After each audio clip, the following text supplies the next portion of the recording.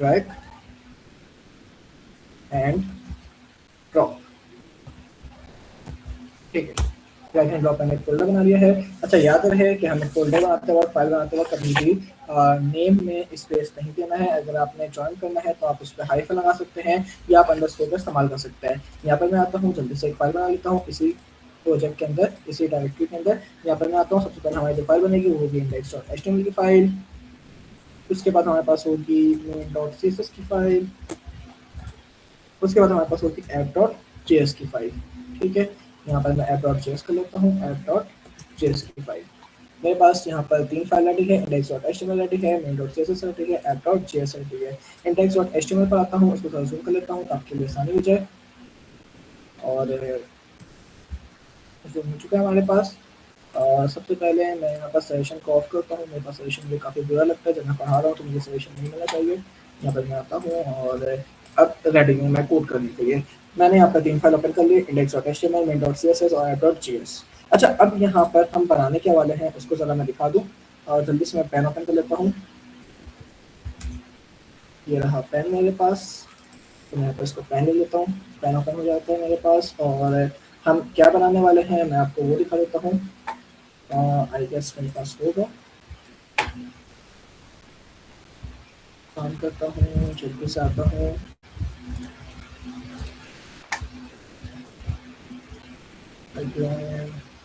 इसमें चलो, इसको मैं सलाना ऑनलाइन क्लास बंद कर देता हूँ, क्लोज ऑल विंडोज। और पता नहीं क्यों इतना स्टक हो रहा है आज मेरा कंप्यूटर। मैं जिस पीसी पर रहता हूँ,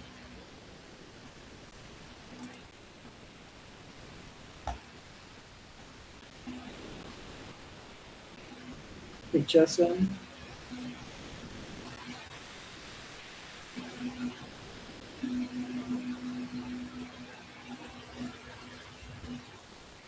कल जब से अपडेट हुआ लैपटॉप मेरा काफ़ी स्टक हो रहा है।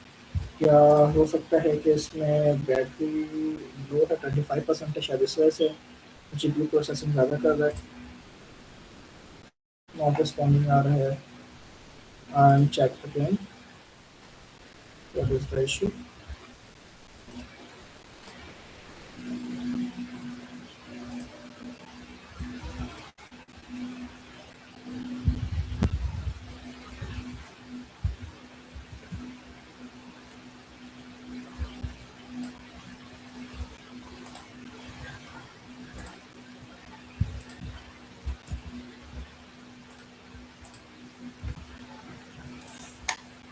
चलो, मैं यहीं पे ले आया हूँ। फोल्डर मेरे पास ओपन नहीं हो रहा था, मैंने VS कोड जब मेरे पास ओपन हो चुका है तो मैंने यहाँ पर ही दिखाना मुनासिब समझा कि हमारे पास सबसे पहले हमने एक फ्रंट एंड डिज़ाइन करना है। फ्रंट एंड के पीछे मैंने यहाँ पर एक इमेज यूज़ की हुई है, आप भी इमेज यूज़ कर सकते हैं। ठीक है, मैंने यहाँ पर 2 बॉक्सेस बनाए, एक बॉक्स मेरे पास लेफ्ट साइड का है, एक बॉक्स मेरे पास राइट साइड का है। अब होगा क्या कि यहाँ पर मेरे पास कुछ आइटम्स होंगे, जैसे लिस्ट 1, लिस्ट 2, लिस्ट 3, लिस्ट 4। मैं क्या कर सकता हूँ कि इस लिस्ट 1 को उठाकर इस वाले ड्रॉप पर, इस वाले बॉक्स पर मैं ड्रॉप कर सकता हूँ।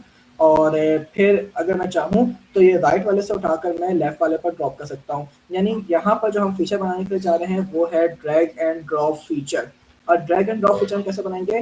बाय यूजिंग HTML, CSS और DOM के टॉपिक को यूज करते हुए। तो सबसे पहले अगर मुझे यहाँ पे ड्रैग एंड ड्रॉप फीचर बनाना है तो उसके लिए मुझे लाजमी है कि मुझे फ्रंट एंड को डिजाइन करना होगा। तो जल्दी आइए, जल्दी से हम फ्रंट एंड को डिजाइन करते हैं। फ्रंट एंड को डिजाइन करने के लिए मैं यहाँ पर एक बॉयलर प्लेट जनरेट करूंगा। मेरे पास यहाँ पर एक बॉयलर प्लेट जनरेट हो चुका है। अब मैं यहाँ पर आऊँगा, अपने CSS को रिसेट कर दूंगा। CSS मेरे पास यूनिवर्सल सेलेक्टर इस्तेमाल करूंगा। यूनिवर्सल सेलेक्टर से CSS रिसेट हो जाता है। अच्छा, अभी यहाँ पे रिसेट करके नहीं दिखा रहा हूँ, मैं काम करता हूँ, यहाँ पर एक एक्शन लगा देता हूँ। ठीक है, एक्शन लगाता हूँ, यहाँ पर मैं कहता हूँ ड्रैग एंड ड्रॉप फीचर, जो कि हम यहाँ पर आज क्रिएट करने वाले हैं। ठीक है, अब मैं इसको यहाँ से गोला क्लिक करके दिखा देता हूँ आपको।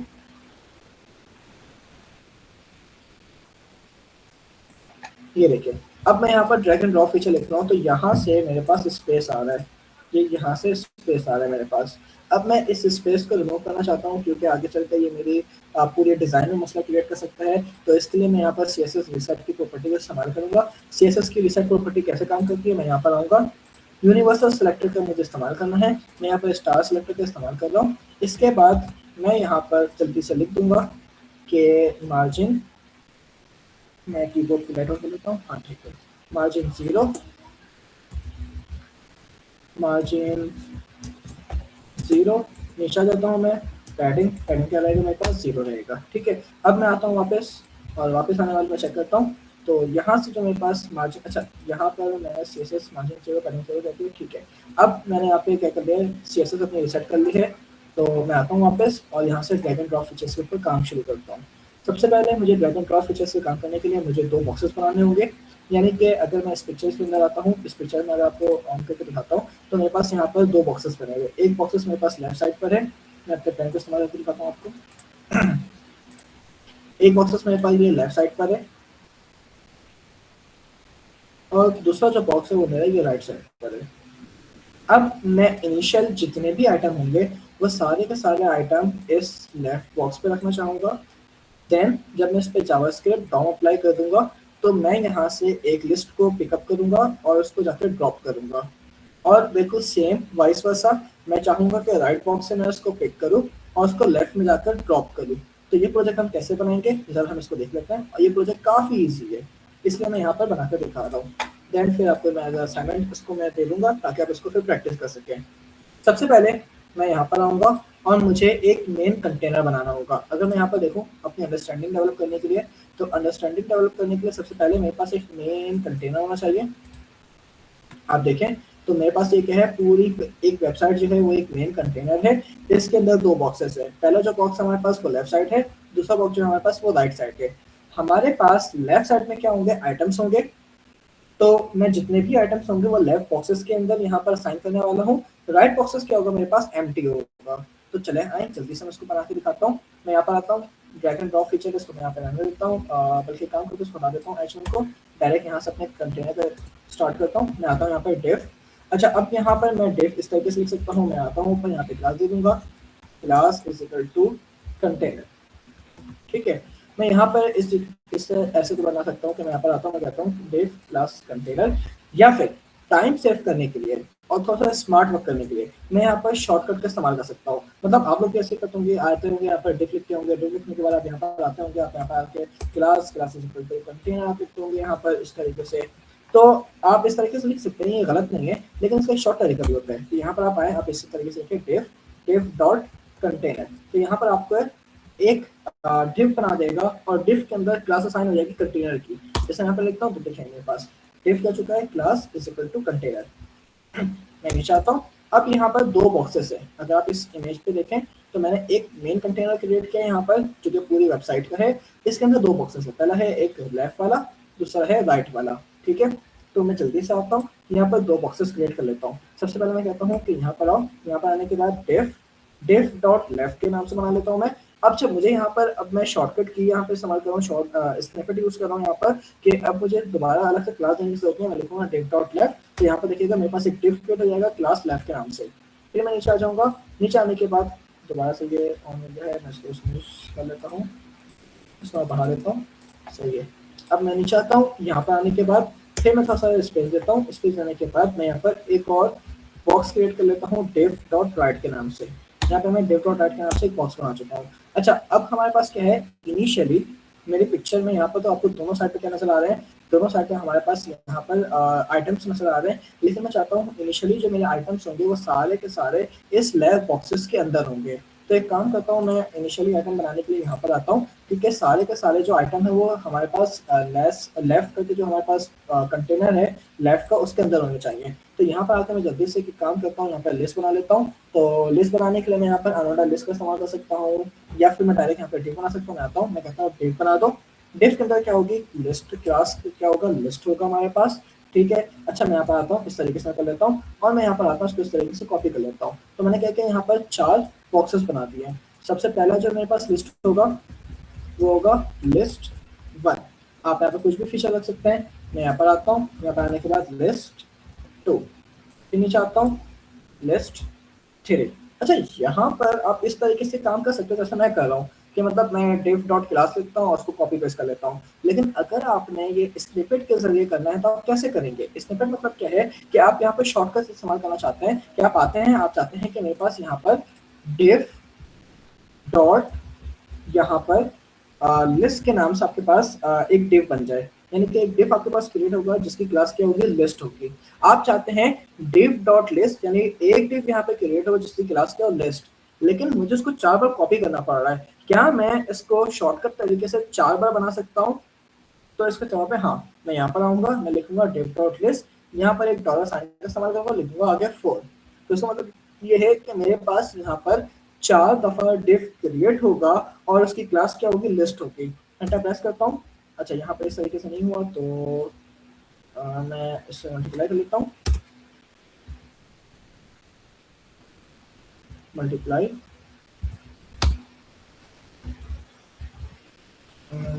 ये शॉर्ट इसमें पता नहीं काम क्यों नहीं कर रहा है। मैं हो सकता है लैपटॉप की सेटिंग आउट हो शायद, चेक कर लेता हूँ इसको।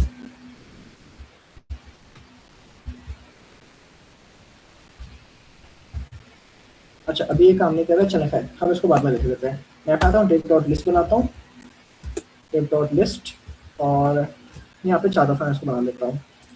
सबसे पहले लिस्ट 1 हो जाएगा हमारे पास, फिर यहाँ पर आऊँगा। हो सकता है मेरे पास एमेट एब्रिविएशन जो है वो ऑफ हो, जिस वजह से यहाँ पे नहीं बन रहा। लिस्ट 1 आगे है, लिस्ट 2 आगे है, लिस्ट 3 कर लेता हूँ इसको, और फिर यहाँ पर आता हूँ मैं लिस्ट 4 कर लेता हूँ। ठीक है, यहाँ पर मैंने सबसे पहले एक मेन कंटेनर बनाया। अगर मैं इसको बंद करता हूँ, देखिएगा सारे कोड बंद हो गए हैं, यानी कि मैंने यहाँ पर सबसे पहले एक मेन कंटेनर बनाया जिसका मैं नाम दिया मैंने कंटेनर का। उसके बाद यहाँ पर 2 बॉक्सेस बनाए। सबसे पहला जो बॉक्स है हमारे पास क्या है, लेफ्ट का, और उसके बाद क्या हमारे पास, राइट का। अच्छा, राइट के बॉक्सेस में हमारे पास कुछ भी नजर नहीं आएगा क्योंकि मैंने उस पर आइटम नहीं डाला है, लेकिन अगर आप लेफ्ट को देखें तो लेफ्ट में हमारे पास 4 आइटम्स मौजूद हैं डिव के नाम से। एक लिस्ट 1 है, लिस्ट 2 है, लिस्ट 3 है, लिस्ट 4 है। ठीक है, यहाँ पर मैं कोड अभी छोड़ देता हूँ और इसको मैं लाके दिखाता हूँ कि ये दिखता कैसा है। यहाँ पर आता हूँ मैं, तो देखिए मेरे पास इस तरीके से दिख रहा है कि मैंने यहाँ पर CSS की मार्जिन जो है वो मार्जिन और पैडिंग CSS को रीसेट कर दी। इसको थोड़ा मैं जूम कर लेता हूँ। यहाँ पर आपको इस तरीके से दिख रहा है लिस्ट 1, लिस्ट 2, लिस्ट 3, लिस्ट 4।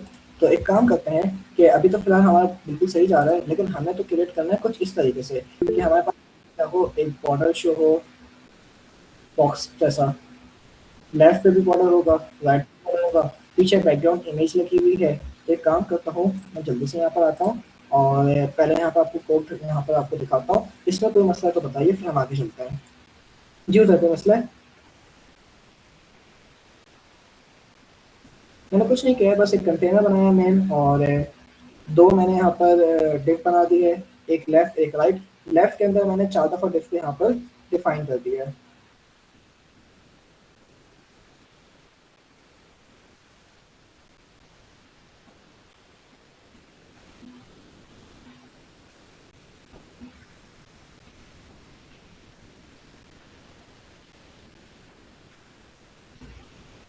हम आगे चले।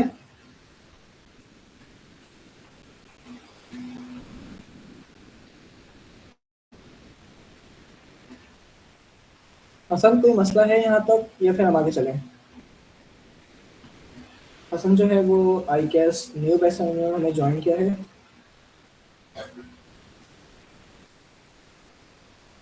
अच्छा हसन, मैं आपको बता दूं कि मैं यहाँ पर माइक जो है वो सबको ऑफ कर दिया है ताकि हमारे पास डिस्टर्बेंस क्रिएट ना हो। आप के जो भी क्यूरीज हैं आप उसको लिख सकते हैं चैट पर।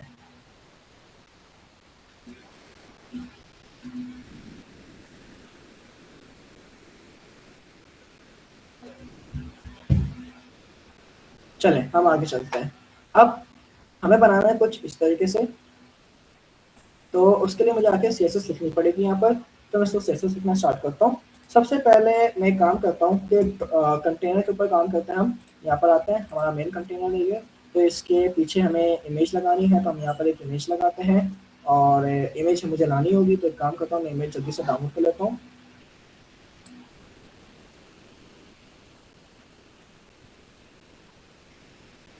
इमेज डाउनलोड करने के लिए यहाँ पर आता हूँ मैं, नियॉन जेक। अब मैं यहाँ से कोई सी भी इमेज डाउनलोड कर सकता हूँ जो आपको पसंद आ जाए।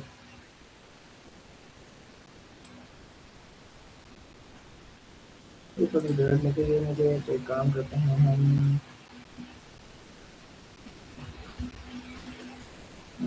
ये वाली कर लेते हैं डाउनलोड, सेव इमेज, और इसे हम डॉक्यूमेंट्स में कर लेते हैं। आई डोंट नो कंप्यूटर इतना फंसा है मेरा, नॉट रिस्पॉन्डिंग। चलो इसको मैं कहीं और से डाउनलोड कर लेता हूँ, क्लोज कर देता हूँ। इसको कहीं और से डाउनलोड कर लेता हूँ, पता नहीं क्यों इतना मेरे पास हैंग हो रहा है।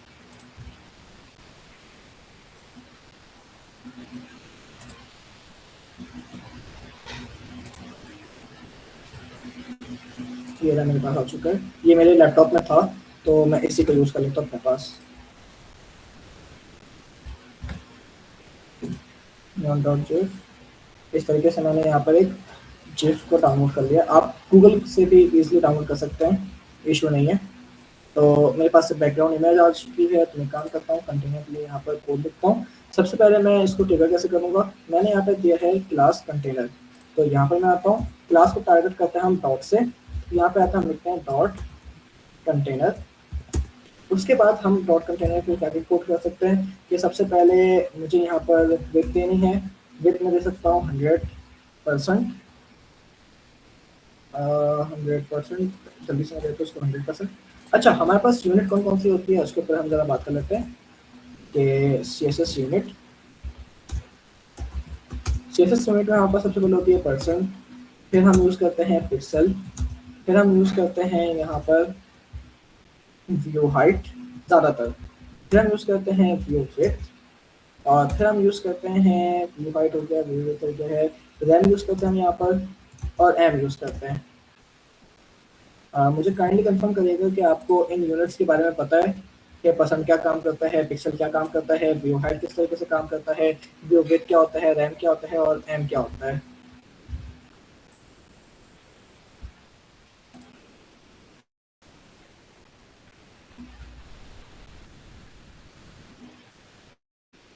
क्लास मुझे कंफर्म करिएगा कि आपको सी एस एस की यूनिट्स पता है, percentage, view height, view width, rem, em किस तरीके से काम करता है। अब्दुल्ला, कोई सवाल है आपका? हाफ पता है, हाफ नहीं, परसेंट ऑफ पिक्सल के बारे में पता है बस। ओके, एक बार रिवाइज करवाते हैं। ओके, सिर्फ परसेंट ऑफ पिक्सल के बारे में पता है, सर को बताते हैं, सर को बताते हैं, सर इसकी नजर नहीं आ रही। चलो ठीक है, मैं एक काम करता हूँ, सबसे पहले आपको बता देता हूँ। अच्छा, परसेंट जो है वो आपकी अगर स्क्रीन पर आता है, ठीक है, तो स्क्रीन पे जितनी स्क्रीन आपके पास डिस्प्ले हो रही है वो सारी की सारी अगर आप एक बार में देखते हैं तो उसे हम कहते हैं 100%। और अगर आप इसके 90% करते हैं तो वो कुछ इतना छोटा हो जाएगा हमारे पास, और उससे कम करते हैं तो 80% हो जाएगा। तो परसेंट जैसे हमारे पास टोटल स्क्रीन की कितनी विड्थ है और कितनी हाइट है उसको हम यहाँ पर मेजर कर देते हैं। इसके बाद हमारे पास पिक्सल है। पिक्सल के बारे में क्या कहते हैं जरूरत देखिएगा, यहाँ पर सी एस एस यूनिट, यहाँ पर मैं आता हूँ, ये है सी एस एस यूनिट। हमारे पास लिखा होगा तो ज़्यादा अच्छा होगा पढ़ने में हमें। तो सी एस एस यूनिट्स में हम आ चुके हैं। हमारे पास पिक्सल है, एब्सोल्यूट रिलेटिव है, यहाँ पर हमारे पास पिक्सल्स है। अच्छा, पिक्सल्स क्या होता है हमारे पास कि अगर आप देखें कि मैं यहाँ पर आपको समझाता हूँ पिक्सल्स के बारे में। सबसे पहले इनको मैं बता देता हूँ। अब मैं कहता हूँ कि मेरे पास एक बॉक्स है, उस बॉक्स के अंदर मेरे पास 96 डब्बे हैं। इस तरीके से एक बॉक्स है मेरे पास, और उस बॉक्स में मेरे पास 96 डब्बे हैं, यानी 96 ब्लॉक है। ये टोटल अगर आप काउंट करेंगे इस बॉक्स के अंदर तो मेरे पास 96 बॉक्स होंगे। अब अगर ये वाला बॉक्स मैं सेलेक्ट करता हूँ, मैं कहता हूँ ये वाला बॉक्स, तो इतनी जगह लेता है एक पिक्सल। अच्छा, ये थोड़ा सा कैलकुलेटेड है, थोड़ा सा मैथमेटिकल वे में बता रहा हूँ, तो अगर समझ में नहीं आता तो कोई मसला वाली बात नहीं है। लेकिन एक चीज़ समझने की कोशिश करिएगा कि जो मेरी स्क्रीन है, ये पूरी की पूरी स्क्रीन, ठीक है, ये पूरी की पूरी स्क्रीन जो है इसमें मेरे पास 96 डब्बे, अगर मैं इसको पिक्सल में करूं तो पिक्सल क्या होता है, पिक्सल मतलब होता है छोटे छोटे स्मॉल बॉक्सेस। अब ये जो छोटे छोटे स्मॉल बॉक्सेस है, मैं अगर स्क्रीन का पूरा यहाँ पर ऑब्जर्व करूं तो मेरी पूरी स्क्रीन पर 96 बॉक्सेस बने हुए हैं। इस एक बॉक्स को अगर मैं सिलेक्ट करता हूँ तो मैं कहता हूँ ये मेरे पास एक बॉक्स किसके बराबर है, ये एक बॉक्स मेरे पास 1 पिक्सल के बराबर है। ये एक बॉक्स मेरे पास 1 पिक्सल के बराबर है। तो पिक्सल की सबसे आसान डेफिनेशन ये है कि मेरे पास एक बॉक्स है, एक स्क्रीन है, उसकी साइज, हर स्क्रीन साइज कितनी बड़ी होगी, हर स्क्रीन की साइज आप मतलब आप अगर 2K एलसीडी लेते हैं, 4K एलसीडी लेते हैं, जितनी भी एलसीडी लेते हैं आप, उसके अंदर आपके पास 96 बॉक्सेस होंगे पिक्सल। अब पिक्सल क्या है, हमारे पास स्मॉल स्मॉल छोटे बॉक्सेस हैं जिसको कंबाइन करके हमारे पास डिस्प्ले बनता है। अगर उस एक बॉक्स को आप यहाँ पर अपने पास सपोज करते हैं कि आपने एक बॉक्स को यहाँ से लिया है, तो ये एक बॉक्स कहलाता है आपका 1 पिक्सल।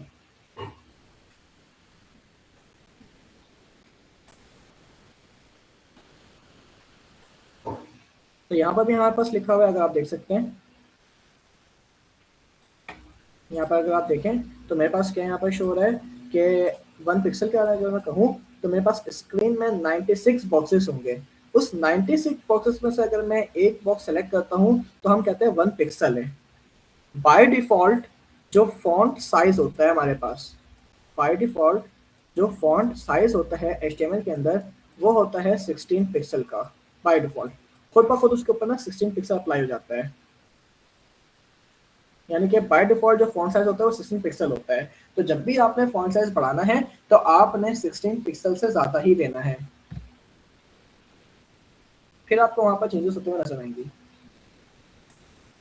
फिर उसके बाद हमारे पास होता है उसके बाद हमारे पास कौन सा था, मैं यूनिट लिख लेता हूँ।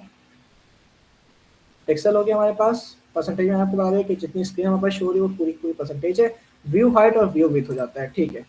अब व्यू हाइट क्या होता है, व्यू विड्थ क्या होता है, जरा सुनिएगा। व्यू हाइट व्यू विड्थ हमारे पास CSS की एक ऐसी यूनिट है जिसको हम रिस्पॉन्सिव करने के लिए यूज करते हैं। अगर आप अपने पास व्यू हाइट और व्यू विड्थ का इस्तेमाल करते हैं तो आपकी जो CSS की वेब आपके पास वेब पोर्टल बना रहे हैं, वेब डैशबोर्ड बना रहे हैं, कोई स्क्रीन बना रहे हैं, कोई सॉफ्टवेयर बना रहे हैं, तो वहां पर उसकी स्टार्टिंग जो होती है वो रिस्पॉन्सिवनेस से स्टार्ट होती है।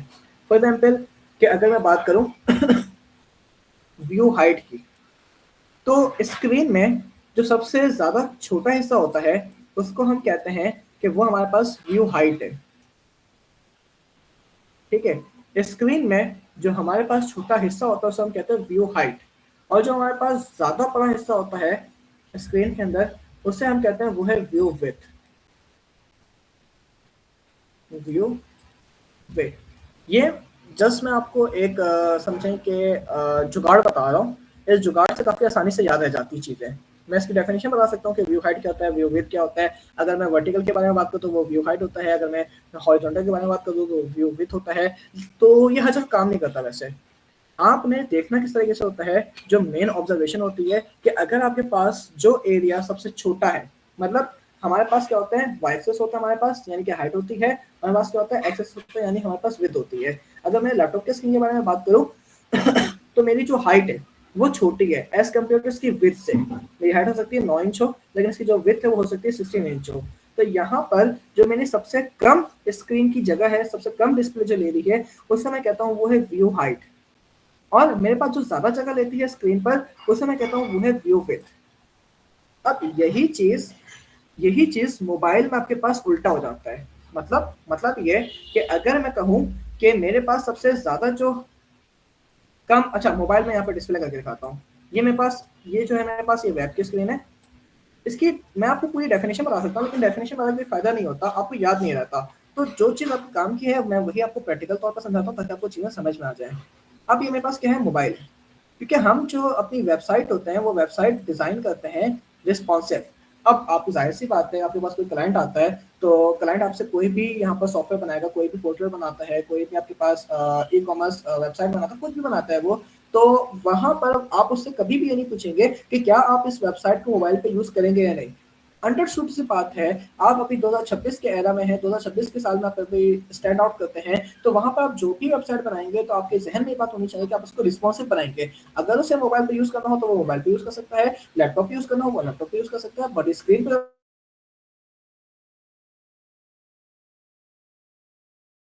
इस तरीके से लिखेंगे जहां पर आपका कोड क्या होगा, कंपैटिबल होगा, किसी भी स्क्रीन पे लेके जाएंगे वो रिस्पॉन्सिवनेस शो करेगा, ठीक है। तो हमारा सबसे मेन जो टारगेट होता है वो टारगेट होता है अपनी वेबसाइट, अपने सॉफ्टवेयर को रिस्पॉन्सिव बनाना। तो रिस्पॉन्सिव हम ऐसे बनाते हैं कि सबसे पहले हम यूनिट्स को इस्तेमाल करते हैं। यूनिट से हमारे पास जो वेबसाइट होती है वो आधी हमारे पास रिस्पॉन्सिव हो जाती है। बाकी लेआउट की जहाँ तक बात होती है तो हम उसे वहाँ पर मिडल क्यूरीज का इस्तेमाल करके वहाँ पर उसको रिस्पॉन्सिव कर रहे होते हैं। तो हम यहाँ पर एक ऐसा बनाएंगे प्लेटफॉर्म जिसको हम रिस्पॉन्सिव करके दिखाएंगे आपको। तो बिल्कुल भी आपने परेशान नहीं होना है, लेकिन आपको यूनिट का आइडिया होना चाहिए कि यूनिट कहाँ कहाँ पर इस्तेमाल हो सकती है। तो यहाँ पर मैं बात कर रहा हूँ व्यू हाइट और व्यू विड्थ की। तो अगर मेरे पास लैपटॉप के बारे में बात करी जाए तो सबसे जो कम एरिया होता है वो होता है व्यू हाइट, जो सबसे ज्यादा एरिया होता है उसे कहते हैं व्यू विड्थ। इसकी जो यूनिट होती है वो 100 से स्टार्ट होती है, 100 व्यू हाइट होती है, और 100 से आप यानी कोई भी वैल्यू अगर आप देखें तो वैल्यू स्टार्ट होती है 1 से और वो जाती है 100 तक। तो अगर आपने पूरी स्क्रीन पे दिखाना है अपने वेबसाइट को तो आप लिखेंगे 100 व्यू हाइट। आप चाहते हैं कि आपके जो पेज है, जो आपके यहाँ पर लैंडिंग पेज है या फिर कोई इमेज है, वो पूरी स्क्रीन की विड्थ के बराबर हो जाए, तो वहां पर आप लिखते हैं 100 व्यू विड्थ। लेकिन अगर ये मोबाइल पे आते हैं तो मोबाइल पे अगर देखें तो हमारे पास ये वाला एरिया क्या होता है, बड़ा होता है, और ये वाला एरिया क्या होता है, हमारे पास छोटा होता है। तो जो एरिया हमारे पास छोटा होगा वो हमारे पास कहलाता है व्यू हाइट। याद रखिएगा हमेशा। आप बोलेंगे नहीं सर आपने तो हमें पढ़ाया था कंप्यूटर पर एलसीडी पर कि जो वर्टिकल एरिया होता है, जो वाइपर होता है, उसे हम कहते हैं कि वो हमारे पास क्या व्यू हाइट है, और जो हमारे पास एक्स एक्सिस होता है उसे हम कहते हैं व्यू विड्थ है। नहीं भाई ऐसा नहीं होता, मैं हमेशा बार बार कह रहा हूँ, जो छोटी एरिया होगा, जो छोटी जगह होगी हमारे पास, उसे हम कहेंगे व्यू हाइट। तो अगर हम मोबाइल पे देखें तो मोबाइल पे हमारे पास जो उसकी चौड़ाई होती है वो बहुत छोटी होती है, तो उसे मैं कहता हूँ ये क्या है, उसकी व्यू हाइट है। और जो मोबाइल के अंदर हमारे पास एरिया होता है जो कि हाइट में बहुत ज्यादा बड़ा होता है, उसे मैं कहता हूँ क्या है, हमारे पास व्यू विड्थ है। तो डेस्कटॉप पर व्यू हाइट और व्यू विड्थ अलग तरीके से काम करता है, मोबाइल पे व्यू हाइट और व्यू विड्थ अलग तरीके से काम करता है। ठीक है, ये व्यू हाइट और व्यू विड्थ के बारे में था जो मैंने आपको बताया। और इसके साथ साथ फिर हमारे पास दो यूनिट काफी ज्यादा इंपॉर्टेंट है, तो उस दो यूनिट को भी हम देखते हैं यहाँ पर। अब जो दो यूनिट हमारे पास है वो है हमारे पास सबसे पहले एम, और फिर हमारे पास है रैम। ठीक है, अच्छा ये एम और रैम मैं क्लास में इस्तेमाल करके बताऊंगा आपको कि एम और रैम में फर्क क्या है। अभी मैं यहाँ पर बताऊंगा क्योंकि अभी मेरा प्रोजेक्ट चल रहा है, तो हम प्रोजेक्ट से थोड़ा सा दूर हो जाएंगे। तो क्लास में मैं सुकून से आपको बताऊंगा एम और रैम क्या होता है, और ये बहुत ही इंपॉर्टेंट यूनिट है एम और रैम, क्योंकि ज्यादातर वेब डेवलपमेंट के बच्चों को एम और रैम और सीएसएस की यूनिट से रिलेटेड उनको बहुत कंफ्यूजन होती है कि कहाँ पर मैं व्यू हाइट यूज करूँ, कहाँ पर मैं व्यू विथ यूज करूँ, कहाँ पर एम यूज करूँ, कहाँ पर रैम यूज करूँ। तो इसलिए मैं क्या करूंगा, इसको मैं क्लास में बता दूंगा एम और रैम को, ताकि आप प्रैक्टिकल वहां पर हमारे पास एक एक्सप्लेनेशन भी होगी। अभी हम चलते हैं, और इतना हमारा काम हो जाएगा हमारे यूनिट के साथ। जो हमने यहाँ पर सीखा है, पिक्सल हमने सीखा है, व्यू हाइट हमने सीखा, व्यू विड्थ हमने सीखा है, हमारा यहाँ पे इतना काम हो जाएगा। तो एक काम करता हूँ, मैंने विड्थ दे दिया इसको 100%, मैं नीचे आता हूँ। नीचे आने के बाद मैं काम करता हूँ, इसको हाइट दे देता हूँ। हाइट इसको देता हूँ मैं 100, क्योंकि हाइट क्या होगी हमारे पास वी एच होगी, तो इसको 100 व्यू हाइट दे देता हूँ। इसके बाद मैं इसको बैकग्राउंड दे देता हूँ जल्दी से, क्योंकि मुझे यहाँ पर अगर आप देखें तो मैंने यहाँ पर बैकग्राउंड का इस्तेमाल किया है। यहाँ पर बैकग्राउंड है इसके पीछे, तो मैं इसको जल्दी से बैकग्राउंड दे देता हूँ। बैकग्राउंड कौन सा मेरे पास नियॉन डॉट जिफ करके है। ठीक है, तो एक काम करता हूँ, मैं इसको यहाँ पे बैकग्राउंड देता हूँ। बैकग्राउंड देने के यहाँ पे लिखता हूँ मैं बैकग्राउंड। अच्छा बैकग्राउंड जो है वो मल्टीपल तरीके से दे सकते हैं आप, बैकग्राउंड इमेज दे सकते हैं, बैकग्राउंड कलर दे सकते हैं। मैं यहाँ पे यूज करूंगा सिर्फ बैकग्राउंड की प्रॉपर्टी का। मैं यहाँ पर आऊंगा, मैं कहूंगा कि यूआरएल उठाओ तुम। तो यूआरएल कैसे उठाएगा ये, मैं कहूंगा कि यूआरएल जो है for example neon dot GIF है। तभी मैंने यहाँ पे क्या लिखा है, इसको यहाँ पर लिखा है नियॉन डॉट जिफ। तो मैं यहाँ पर बैकग्राउंड दे सकता हूँ नियॉन डॉट जिफ से। अगर मैं यहाँ पर आऊँ वापस, तो यहाँ पर वापस आने के बाद देखिएगा मेरे पास यहाँ पर बैकग्राउंड अप्लाई हो जाना चाहता है, लेकिन बैकग्राउंड अप्लाई नहीं हुआ है। ठीक है, तो मैं जरा देखता हूँ बैकग्राउंड अप्लाई। अच्छा यहाँ पर बैकग्राउंड अप्लाई क्यों नहीं हुआ, बैकग्राउंड द्वारा तो मैंने दे दिया इसे नियॉन डॉट जिफ करके, और मैंने डॉट कंटेनर लिखा है। एक काम करता हूँ, मैं इससे पीछे जाता हूँ और एचटीएमएल चेक करता हूँ क्या स्पेलिंग सही है। डॉट कंटेनर CONTAINER सही है, डॉट कंटेनर। और ये भी क्या मेरे पास डॉट कंटेनर है। ठीक है, तो मेरे पास यहाँ पर काम करना चाहिए, लेकिन ये काम क्यों नहीं कर रहा है। एक काम करता हूँ, मैं आगे से प्रॉपर्टी लिखता हूँ इसको। एक काम करता हूँ, इसको डिस्प्ले फ्लैक्स से हम देखते हैं कि ये काम करेगा नहीं करेगा। फ्लैक्स हमारे पास अभी की इमेज नहीं है यहाँ पर। सर लिंक करते हैं आप। अच्छा यहाँ पर आप लिंक का इस्तेमाल कर सकते हैं, वैसे यूआरएल से भी चल जाना चाहिए। अच्छा देखें यहाँ पर मैंने स्पेलिंग गलत लिखी है। मैंने यहाँ पर लिख दिया है नियॉन स्पेलिंग मिस्टेक गुड। मैंने स्पेलिंग यहाँ पे मिस्टेक कर दी है। यहाँ पर मैं हटाता हूँ नियॉन डॉट जिफ, एक मिनट आता हूँ। ऐसी प्रॉब्लम्स तो आती रहेंगी आपके पास, लेकिन ये कभी भी नहीं आया। नियॉन नियॉन डॉट जिफ हमारे पास है, कभी भी नहीं आ रहा हमारे पास। डॉट स्लैश लिंक नहीं, अच्छा सीएसएस लिंक नहीं किया है, ओके ओके ओके ओके। अब ये छोटे मोटे मसले तो आते रहते हैं, मैं एक काम करता हूँ, लिंक कॉलर सीएसएस, आप हाँ आप सही कह रहे हैं, सबसे पहले आपको यहाँ पर सीएसएस लिंक कर देनी चाहिए थी। मैं एक काम करता हूँ, यहाँ पर आता हूँ, मैं लिखता हूँ main dot C S S. अब प्रोजेक्ट के ऊपर काम करते हो, जाहिर सी बात है छोटी मोटी मिस्टेक तो होती रहती है। अब आता हूँ मैं यहाँ पर नियॉन डॉट जिफ, यहाँ से मैं इसको हटाता हूँ। अच्छा डॉट स्लैश अगर आप लगाते हैं नहीं लगाते इससे कोई फर्क नहीं पड़ता, अंडरस्टूड सी बात है कि डॉट स्लैश यहाँ पर लगा हुआ होता है। यहाँ पर लिखता हूँ नियॉन डॉट जिफ। अब बिस्मिल्लाहिर्रहमानिर्रहीम स्टार्ट करते हैं, देखें आता है या नहीं आता है, अभी भी नहीं आया, वाह क्यों नहीं आ रहा है यहाँ पर अभी भी। एक काम करता हूँ कि यहाँ पर मैं बैकग्राउंड कलर देखता हूँ कि बैकग्राउंड कलर मैंने दिया नहीं दिया, मैं चाहता हूँ कि मेरे पास इमेज काम सीएसएस काम कर रही है नहीं कर रही है। बैकग्राउंड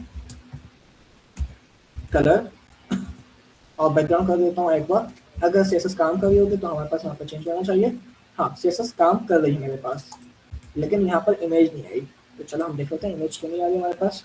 मैं इसको थोड़ा सा जूम आउट करता हूँ, यहाँ पर आता हूँ, नियॉन डॉट जिफ है मेरे पास, और हम यहाँ पर आते हैं और यहाँ पर आने के बाद बैकग्राउंड देते हैं जल्दी से इसको, बैकग्राउंड बैकग्राउंड में देते हैं यूआरएल देने के बाद हम यहाँ पे देते हैं इसको नियॉन नियॉन डॉट जिफ, क्योंकि इसका नाम क्या है नियॉन डॉट जिफ है।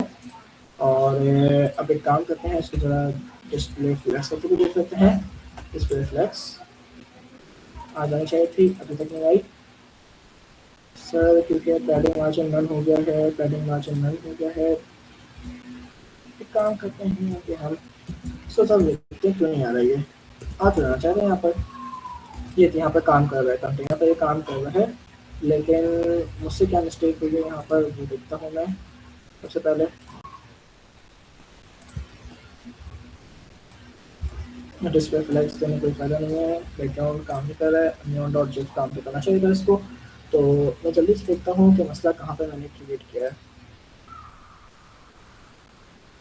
डेव क्लास कंटेनर है हमारे पास, और CONTINAI कंटेनर बिल्कुल ऐसे ही है। डेव क्लास लेफ्ट है, डेव यहाँ पर राइट हो रहा है, यहाँ पे क्लोज हो रहा है, यहाँ पर तो आ जाना चाहिए हमारे पास। अगर वो लोड नहीं हो रहा है, एक काम करता हूँ इसको लोड करके देखता हूँ दोबारा से। मैं इसको बंद करता हूँ यहाँ से, दोबारा लोड करके देखता हूँ।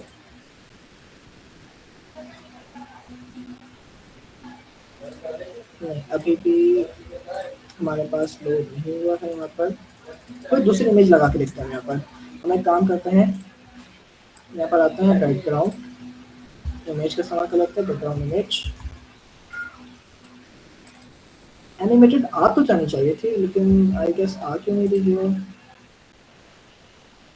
आ जानी चाहिए थी वैसे उसे। तो एक काम करते हैं हम,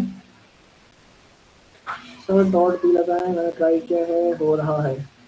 डॉट बी कहाँ लगाना है, अच्छा डॉट बी लगाए, ओके। तो यहाँ पर मैं आता हूँ, डॉट स्लैश लगा लेता हूँ।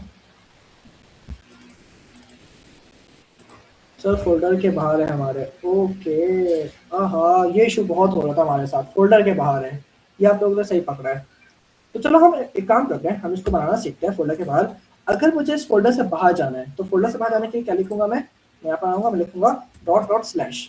देखो अब मैं फोल्डर से बाहर आ चुका हूँ, मेरे पास अब शो हो रहा है नियॉन डॉट जीएफ, ठीक है। अब मेरे पास यहाँ पर आ चुका है नियॉन डॉट जीएफ, ओके। यहाँ देखिए मेरे पास यहाँ पर शो हो रहा है बैकग्राउंड इमेज, क्योंकि जाहिर सी बात है वो फोल्डर से बाहर था। फोल्डर यहाँ पे बंद करता हूँ, देखें फोल्डर से बाहर है वो, तभी मैंने लिखा है dot dot slash neon dot GF. अब ये छोटी मोटी मिस्टेक तो आप भी करेंगे डेवलपर करते हुए, तो अच्छा है यहाँ पर लाइव आपको समझ में आ रहा है किस तरीके से आप काम कर रहे हैं। फिर उसके बाद मुझे इस पूरे बॉक्स के लिए है लिस्ट 1 लिस्ट 2 लिस्ट 3 लिस्ट 4, इस पूरे बॉक्स को उठाना है और इसको बीच में लेके आना है। तो बीच में लाने के लिए हमारे पास दो एक्सेस होता है, जो मैंने आपको बताया था फ्लेक्स के बारे में। सबसे पहले मैं आता हूँ यहाँ पर, ये जो एक्सेस हमारे पास, इस समय कहता हूँ ये मेरे पास मेन एक्सेस है, और ये वाला एक्सेस है इस समय कहता हूँ ये क्रॉस एक्सेस है। अगर मैं यहाँ पर मेन एक्सेस का इस्तेमाल करूंगा फ्लेक्स के अंदर, तो इसका मतलब है कि मैं यहाँ पर करूंगा जस्टिफाई कॉन्टेंट, और अगर मैं यहाँ पर इस्तेमाल करूँगा क्रॉस में, तो इसका मतलब है कि मैं यहाँ पर यूज़ करूँगा अलाइन आइटम का, ठीक है। तो अगर क्रॉस पाना है तो मुझे यहाँ पर यूज़ करना है अलाइन का, ठीक है। तो ये चीज़ें मैंने आपको कल भी बताई थी, तो एक काम करता हूँ जल्दी से इसको मैं रिमूव कर लेता हूँ। रिमूव करने के बाद रिमूव कर लिया। अब मुझे यहाँ पे इसको लिस्ट के आइटम्स को यहाँ पर लेके आना है, यहाँ पर। इसका मतलब ये है कि मैं चाहता हूँ कि मेरा जो यहाँ पर आइटम है वो आइटम मूव करे मेन एक्सिस पे। तो मेन एक्सिस पे मूव करने के लिए यहाँ पर मैं आता हूँ, यहाँ पे लिखता हूँ जस्टिफाइड कंटेंट सेंटर। जल्दी से करता हूँ, देखो मेरे पास यहाँ पर बीच में आ जाएगा जस्टिफाइड कंटेंट सेंटर। अब मैं चाहता हूँ इसको, अच्छा पहले इसका कलर चेंज कर देता हूँ मैं, जल्दी से नहीं चाहता हूँ इसका कलर चेंज कर देता हूँ। मैं कहता हूँ डॉट लेफ्ट, ताकि आपको सही से नजर दिया है। डॉट लेफ्ट, डॉट लेफ्ट में क्या होना चाहिए मेरे पास, कलर इसका व्हाइट होना चाहिए, कलर व्हाइट, ताकि आपको नजर दिया कलर व्हाइट कर दिया मैंने। ठीक है, अब मैं चाहता हूँ उसको थोड़ा सा नीचे करना, मतलब ऊपर, यानी वाई से इसमें करना चाहता हूँ मैं सेंटर पे करना। तो वाई से सेंटर कैसे करूंगा, मैं यहाँ पर आऊंगा, वाई जो है वो क्रॉस एक्सिस है, क्रॉस एक्सिस हमेशा क्या यूज होता है, अलाइन आइटम। एंड यहाँ पर कर दूंगा सेंटर, तो देखिए कहाँ जाएगा, ये सेंटर में आ गया। यानी लिस्ट 1, लिस्ट 2, लिस्ट 3, लिस्ट 4। अच्छा आप कहेंगे सर एक बात बताएं कि आपके पास तो यहाँ पर एक राइट बॉक्स भी होगा, मैं कहूँगा जी राइट बॉक्स भी है, तो क्या वो शो नहीं हो रहा। तो एक काम करते हैं, हम एक राइट बॉक्स को भी यहाँ पे एक बॉर्डर बना देते हैं, क्योंकि उसके अंदर कोई कंटेंट नहीं है। मैं क्या करूँगा, उसको जस्ट पिक करूंगा और वहाँ पर जाकर ड्रॉप कर दूंगा। तो एक काम करते हैं, हम इसको लेफ्ट और राइट के लिए हम यहाँ पर एक बॉक्स बना लेते हैं, ताकि आपके पास यहाँ पर एक लेफ्ट बॉक्स भी शो हो और एक राइट बॉक्स भी शो हो। तो उसके लिए मैं यहाँ पर आता हूँ, अच्छा लेफ्ट और राइट दोनों सेम दिखेगा, मतलब यहाँ पर भी सेम बॉक्स होगा और यहाँ पर भी सेम बॉक्स होगा। तो यहाँ पर मैं एक ही क्लास के अंदर मैं डॉट लेफ्ट लिखकर फिर कॉमा लगाकर मैं यहाँ पे आता हूँ डॉट लेफ्ट और यहाँ पे आता हूँ डॉट राइट लिख देता हूँ। इससे क्या होगा कि मैं एक ही सीएसएस लिखूंगा और वो दो क्लासेस पर अप्लाई होगा, डॉट लेफ्ट पे भी अप्लाई होगा और डॉट राइट पे भी अप्लाई होगा। तो यहाँ पर मैं आता हूँ, मैंने कर लिया इसको कलर व्हाइट। कलर व्हाइट करने के बाद अब जल्दी से आता हूँ मैं, और अभी फिलहाल मैं इसको यहाँ पर एक बॉक्स बना लेता हूँ। मैं कहता हूँ विथ, विथ होनी चाहिए इसकी ये तकरीबन 300 पिक्सल, मैं इसको 300 पिक्सल दे देता हूँ। फिर नीचे आता हूँ और जो हाइट है मेरे पास, हाइट हाइट कितनी होनी चाहिए, हाइट थोड़ी सी मैं बड़ी रखना चाहूँगा, तो मैं हाइट इससे कर लेता हूँ 400 पिक्सल। क्योंकि अगर आप इस इमेज पे देखें तो इस इमेज में मेरे पास जो हाइट है वो थोड़ी ज़्यादा है और विथ जो है वो थोड़ी कम है। तो यहाँ पर मैं आता हूँ, हाइट इसको 300 पिक्सल कर लेता हूँ और विथ इसको 300 पिक्सल कर लेता हूँ, हाइट इसको मैं 400 पिक्सल कर लेता हूँ। इसके बाद मैं काम करता हूँ, इनको बॉर्डर अप्लाई कर देता हूँ। हाँ, इस पर मैं बॉर्डर अप्लाई कर देता हूँ, border 2 pixel solid white, 2 pixel solid white. जल्दी से आता हूँ, मैं यहाँ पर आता हूँ, तो मेरे पास यहाँ पे दो बॉक्सेस आ चुके हैं, लेकिन इसको मैंने काफ़ी ज़्यादा जूम करके रखा हुआ है। इसको मैं 100 पे ले जाता हूँ, 200 पे था ये मैं 100 पे आ चुका हूँ इसको। ठीक है, यहाँ पे आपको 100 पे शो रहा है, दो बॉक्सेस मेरे पास बन चुके हैं। लेकिन ये क्या, ये दोनों बॉक्सेस तो जुड़े हुए आपस में, मैं चाहता हूँ ये दोनों बॉक्सेस क्या हों, अलग अलग हो। तो अलग अलग के लिए मैं काम करता हूँ, इसमें गैप दे दूँ या एक काम करता हूँ मार्जिन दे सकता हूँ मैं इसको, क्योंकि याद होगा आपको बॉक्स मॉडल, बॉक्स मॉडल कैसे काम करता है, ये हमारे पास क्या है, बॉर्डर है। बॉर्डर के बाहर क्या होता है, हमेशा बॉर्डर के बाहर होता है मार्जिन। बॉर्डर के अंदर क्या काम करता है, बॉर्डर के अंदर काम करता है पैडिंग। तो अगर मुझे यहाँ पे कुछ चेंज करना है तो यहाँ पे कभी भी मार्जिन नहीं दूंगा, मैं यहाँ पे क्या दूंगा, हमेशा पैडिंग दूंगा। और अगर मुझे बॉर्डर के बाहर स्पेस देना है, मतलब मैं चाहता हूँ इनके बीच में स्पेस आ जाए, यहाँ पर स्पेस, तो ये क्या है, बॉर्डर के बाहर है। तो बॉर्डर के बाहर हमेशा मैं क्या यूज करूंगा, मार्जिन यूज करूंगा। तो एक काम करता हूँ, जल्दी से मैं यहाँ पे आता हूँ, मार्जिन का इस्तेमाल कर लेता हूँ, कोड पे आता हूँ, मैं कहता हूँ मार्जिन, अभी इतना नंबर लिखने का शौक नहीं है मुझे, मैं शॉर्टकट की इस्तेमाल करता हूँ, मैं लिखता हूँ एम, एम लिखने के बाद 20 पिक्सल और मार्जिन यहाँ पर 20 पिक्सल लेके हम चेक कर लेते हैं। तो यहाँ पर आता है और यहाँ पर आने के बाद ये रहा, देखिए इनके बीच में क्या आ चुका है, स्पेस आ चुका है 30 पिक्सल का। आप चाहे तो थोड़ा और स्पेस देते हैं, यहाँ पर मैं आता हूँ, यहाँ पर कर देता हूँ 30 पिक्सल। ठीक है, 30 पिक्सल यहाँ पर आके मैंने स्पेस दे दिया है। अब यहाँ पर आता हूँ मैं index.html पर, यहाँ पर मैंने क्या बनाया है, लिस्ट बनाया है। लिस्ट क्या काम कर रहा है, लिस्ट 1, लिस्ट 2, लिस्ट 3, लिस्ट 4 और सब पे क्या है, क्लासेस लिस्ट की है।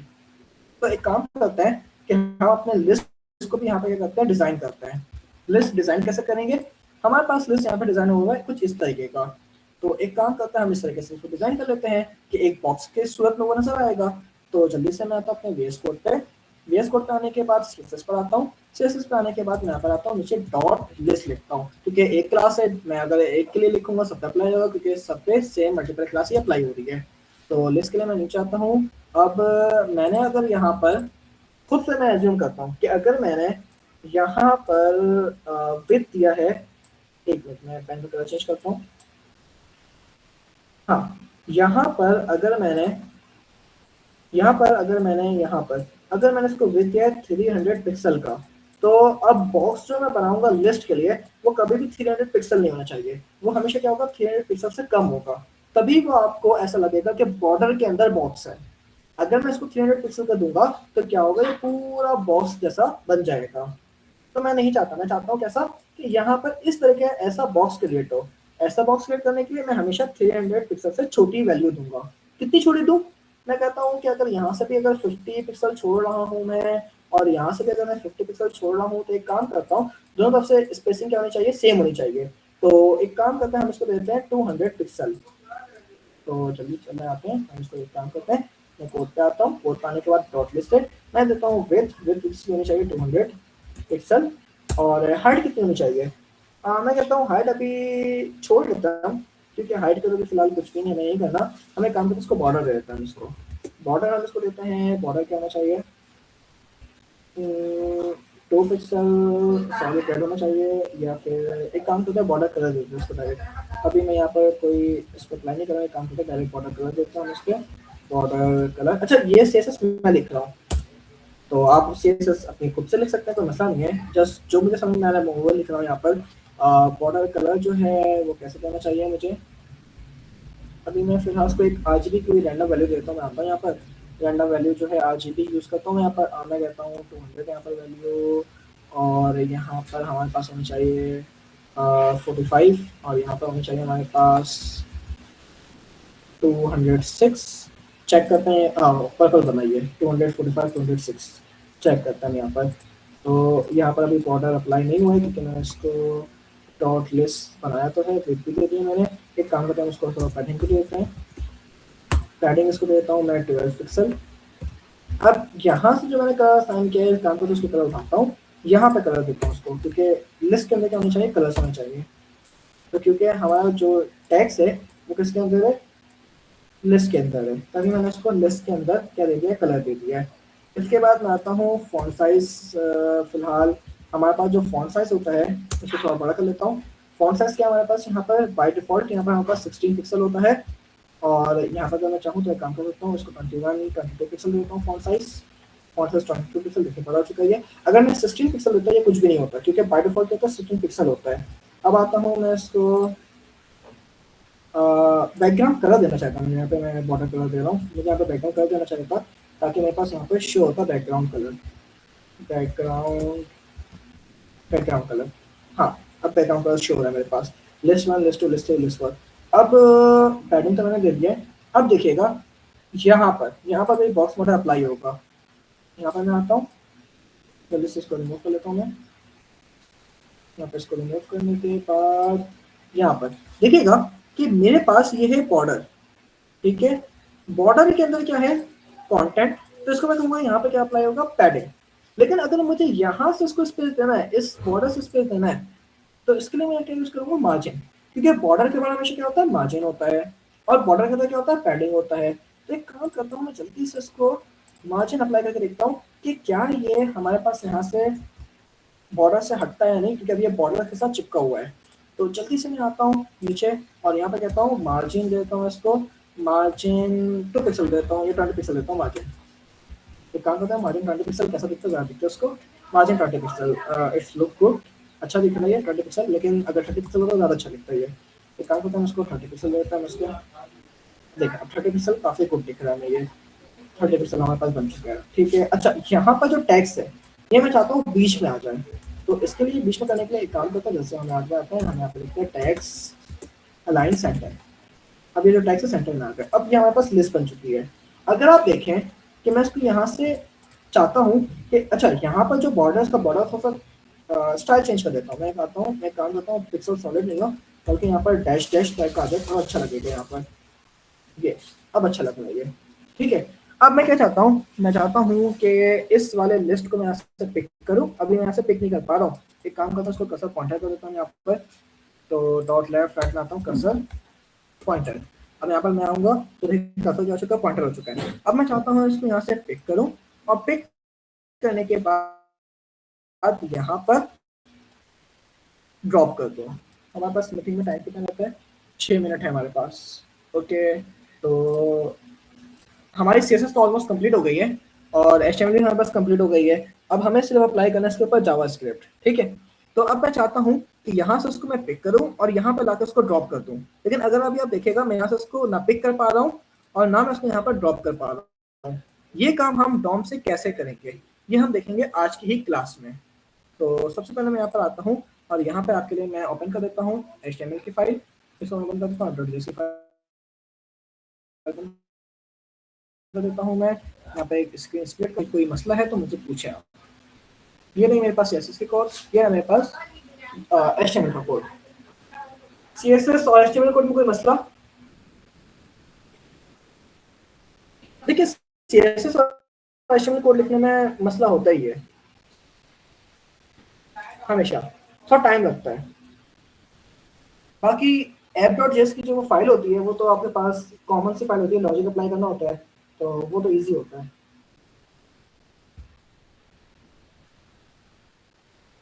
मीडिया क्वेरी वेरिएबल और नेस्टेड सीएसएस का कुछ नहीं बताया है और ना ही बूटस्ट्रैप पढ़ाया है। बूटस्ट्रैप की जरूरत नहीं 2026 के अंदर क्योंकि मॉडर्न वेब डेवलपमेंट है, तो मेरा ख्याल है कि बूटस्ट्रैप सीखकर आपका टाइम ज़ाया होगा। हम यहाँ पर टेलमेंट सीएसएस सीखेंगे, जब हम रिएक्ट पढ़ रहे होंगे तो इसके अंदर हम टेलमेंट सीएसएस पढ़ रहे होंगे और सीएसएस वेरिएबल भी इतनी कोई नीड नहीं है सच। ये सारे जो टॉपिक्स है वो पुराने टॉपिक्स हैं, हमारे पास सीएसएस वेरिएबल्स हैं, बूटस्ट्रैप है। हाँ, मिड क्यूरी का आपको पता होना चाहिए और मिड क्यूरी में आपको जरूर बताऊंगा। बूटस्ट्रैप की सच मेरा ख्याल है कोई अभी जरूरत नहीं है, टाइम ज़ाया होगा फिलहाल बूटस्ट्रैप से। हम टेलमेंट से सीखेंगे क्योंकि बूटस्ट्रैप जो है वो मार्केट में यूज नहीं हो रहा है अब, 99% यूज नहीं हो रहा है मार्केट में। एनिमेशन भी नहीं सिखाया, एनिमेशन तो मेन है, एनिमेशन चले मैं सिखा दूंगा, एनिमेशन मुझे कोई इशू नहीं है। सर ने पढ़ाया था, आप आए नहीं होंगे, ओहो कॉन्फ्लिक्ट चल रहा है।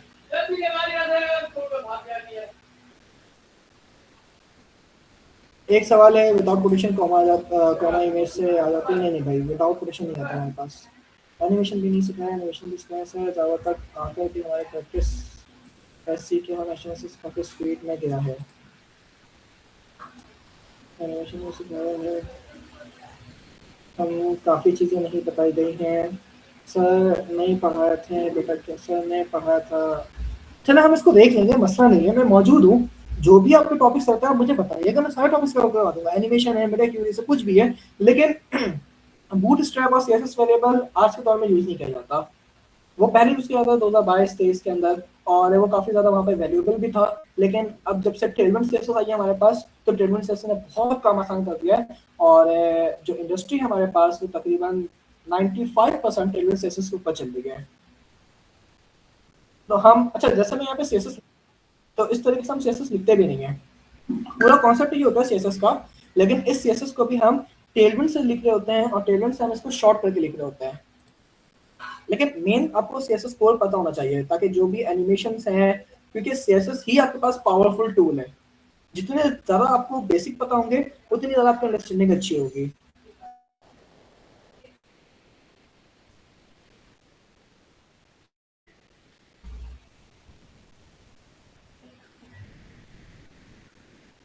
अच्छा हम आगे चलें।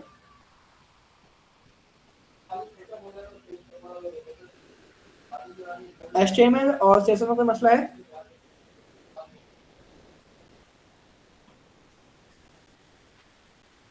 चलें ठीक है, हम डॉम पे चलते हैं डायरेक्ट। ठीक है, तो मैं आपके साथ मीटिंग का लिंक शेयर कर रहा हूँ, दूसरी मीटिंग का, क्योंकि 2 मिनट सिर्फ बचे हैं, तो जल्दी से आप लोग ज्वाइन कर लें फिर हम डॉम स्टार्ट करते हैं। चलें, मीट यू नेक्स्ट मीटिंग।